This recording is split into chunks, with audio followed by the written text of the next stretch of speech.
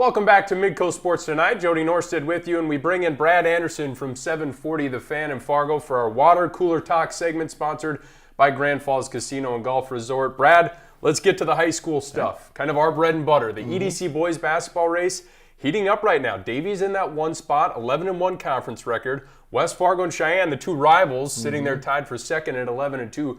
It's crazy because Cheyenne has a win against Davies. Davies has beaten West Fargo. West Fargo beat Cheyenne. Is there a front runner in this group, or is it just that confusing, I guess, is trying to figure out who the better team is? It is a bit of a jumbled mess. There's no doubt about it. Cheyenne has a very impressive win over Davies. Offensively, they're very good. I know Westfall gets a lot of the headlines. I was really impressed with Kuntz when I saw him against Fargo North. They really had to hold off to beat North. They've got some questions offensively. They've got to be able to stop some teams. I like what West Fargo presents. Pistorius is awfully good, but Luke Lennon on the inside is very impressive. And they've got a lot of good other pieces, Zapata and Abdi Sufi, among others. I mean, they've got a lot of depth. And same thing with Davies as well. It's another team that can get up and down the floor. They've got some size. You know, I almost feel like they match up well with West Fargo, but they maybe don't match up well with Cheyenne. And I think that's part of it, too. Can't forget about Shanley. And Fargo South's a scrappy bunch as well. So there's really 5 really solid teams in the EDC. Yeah, like you mentioned, Shanley, Jake Cava, you never know when he's going to heat up one night and really take over a game. And I think one of the things that kind of each one of these teams has, they have a pretty good post player. They may not have a lot of depth in the post, but you look at Kamal Hajarek from West Fargo Cheyenne, a big, strong kid, averaging, I think, a double-double.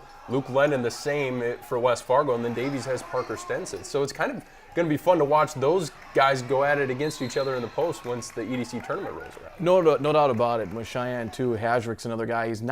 He doesn't look like a true post, but he works extremely hard inside, and I think that's what's really impressive. And Lennon's a big body, and that's going to be really interesting. You know, and Shanley's got some guys that can throw their weight around as well. I know they've got a few injuries here and there, and same thing with South. Bennington is another guy inside. I mean, they're kind of a hodgepodge of players, but I'm really impressed with what Mike Hendrickson's been able to do with that team, and they've proven they can play with anybody in the EDC. They beat Cheyenne and they beat West Fargo. Pretty big surprise what Westfall's been able to do. I think a guy that didn't play very much varsity at all last year, now he's leading the EDC in scoring, I think, averaging about 22, 23 points per game. And he gets to the free throw line, too. I think he was 17 of 17, that overtime win over South here a couple of weeks ago. And I really like him. And Kuntz is another guy, too. He can beat you on the outside, and he's very good off the dribble. He doesn't seem real fast, but he's kind of deceptively quick. Very good first step. Well, Century looks like the front runner in Class A girls basketball. Which East team could kind of give them the biggest challenge? Obviously, Century, a talented team. Lily Keplin, Lauren Ware, those are going to be 2 Division I basketball players when it's all said and done. Keplin going to UND. We don't know where Ware's going to go, but she's going to go somewhere. 6'4" center out there in Century. But which team do you think could give them the biggest trouble as we get ready for the state tournament? I like what Shanley, even though they're a fairly young team, there's a lot of varsity experience there with Huber and Riley Payne. I really like this. It's funny because you say varsity experience, but they're just both sophomores, right? But they've been playing for a while. That's the case. And Sierra Berg's another, offers some post presence inside. I think they can try and match that height and a little bit of physicality. Davies has a little more experience. You look at Carly Kotzik, and hopefully they get Grace Geffrey back here pretty quick as well. But Davies probably has the experience factor, but maybe talent-wise and matchup-wise, maybe Shanley offers a little bit more. Don't sleep on Cheyenne either. Maggie Masson's having a nice season.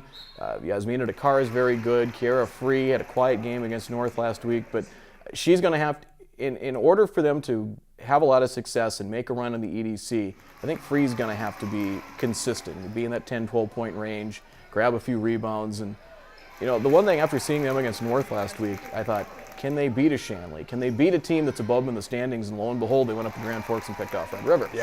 Yeah, that was a surprise for me. Red River obviously having a good season too, so they belong right in that conversation with the Steffens doing what they're doing. It seems like there's a Steffen every year up at Red River, but the Riders doing a nice job, and we'll actually be televising that game on Tuesday, doubleheader against Devils Lake. The latest Class B boys basketball poll is out. Stanley at number 1. They were number 1 to start the season. They had a couple weeks there where they weren't, but they still haven't lost. St. John is number 2. Both of those teams still undefeated.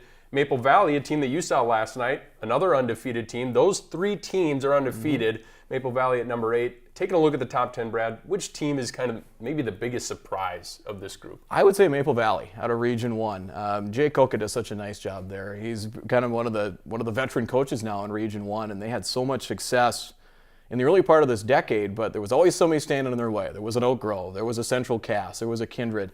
They're very good defensively, very well coached.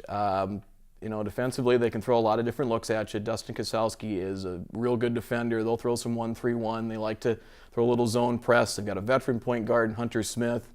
And I think that they're not flashy, but they're very well coached and disciplined that they never have, or rarely have, the wrong guy taking the wrong shot in the possession. And that's going to be really key for them. And they're going to have to they're going to want to beat you 55-50, where Oak Grove's going to want to beat you 85-80 or 75-70 or something along those lines.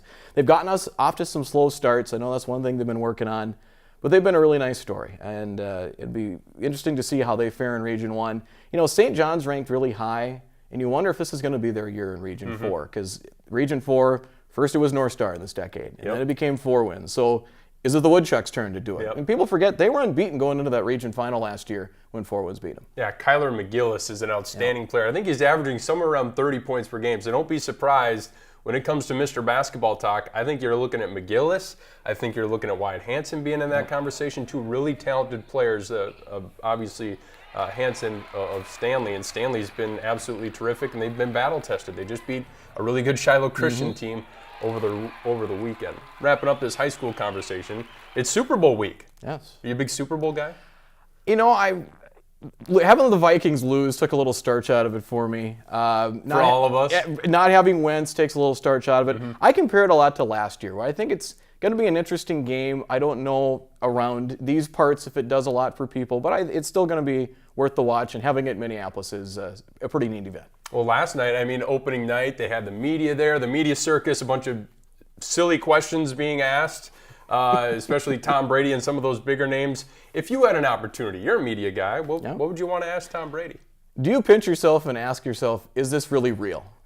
Because, let's face it, he's got 5 Super Bowl rings, he's married to a supermodel, he has the perfect family, and he was, a 5th, 6th round pick out of Michigan and didn't even play. He was a backup quarterback for a good portion of his career. And you look at what he is now at age 40, and I would just ask him, do you take a step back and go, wow, I'm really fortunate to be where I'm at? Yeah.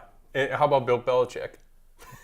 Boy, I don't know. Good luck, right? Yeah, good luck. I don't know what do you feel lucky with what you're Yeah. So I don't know with him. That's tough. Yeah, he's not much of a talker. Carson Wentz there too, obviously disappointed. He's not going to be playing, but excited for his team that they have that opportunity. Has the run that Nick Foles has had here in the postseason, is that watered down what Carson was able to do in the regular season in any way? This was a guy that we're talking about being an MVP of the league, and now all of a sudden you see Nick Foles with the same team. He leads them to the Super Bowl and really decimates a really good Vikings defense. Yes, and I would say it doesn't. I don't think it takes anything away from Carson. They're not there if it's not for him.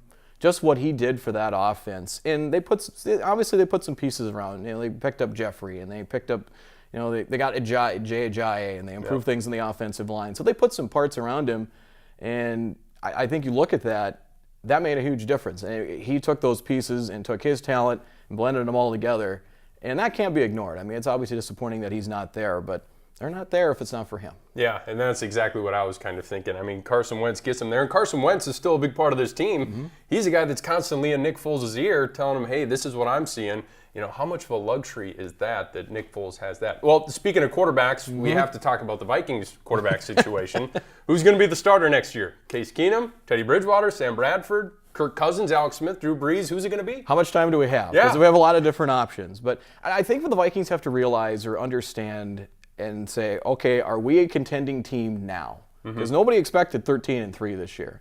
Schedule's going to be a lot tougher next year. You're going to have to change things in the offensive line. So are you preparing for a 1-year run, or if you're going to do it for 2 or 3? I'm not sold on them throwing a bunch of money at Case Keenum for more than about a year or 2.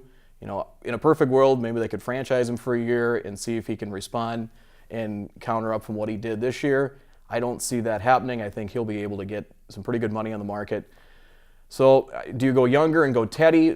I think the caveat on that is, though, if you're going to go with Teddy, then you probably have to get a veteran backup guy And is there a quality backup there Who's that gonna just be? in case? I mean, because Teddy he's taken 2 or 3 snaps in 2 years. I don't think you can hand him the keys and guarantee that he's going to be able to make it through the year. Yeah, have to have a good insurance policy, which is exactly what they did this year. Yep. Having Case Keenum in to back up Sam Bradford worked out pretty well.